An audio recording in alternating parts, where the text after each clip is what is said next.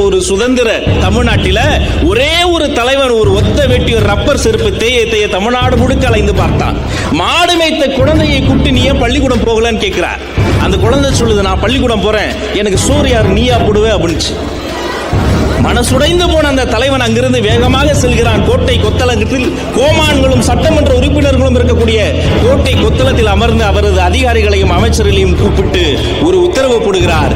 தமிழ்நாட்டில் பள்ளிக்கூடம் கட்டுங்கள், ஒவ்வொரு பள்ளிக்கூடத்திலும் மதிய உணவை இலவசமாக போடுங்கள் என்று தமிழ்நாட்டில் கல்வி புரட்சியை விதைத்த அந்த தன்னலமற்ற தலைவனின் பெயர் கர்ம வீரர் காமராசர். தமிழ்நாடு கல்வியில் எழுந்து நின்றது. ஒரே ஒரு விசிலரி வார்த்தையை கொண்டு வந்தார் காமராசர். என்ன தெரியுங்களா? இந்த தமிழ்நாட்டில் 3 கிலோமீட்டருக்கு ஒரு தொடக்கப்பள்ளி, 5 கிலோமீட்டருக்கு ஒரு ஆரம்ப பள்ளி. பள்ளிக்கூடம் போறதுக்காக என் பிள்ளைக்கு ரொம்ப தூரம் நடந்து போக கூடாது.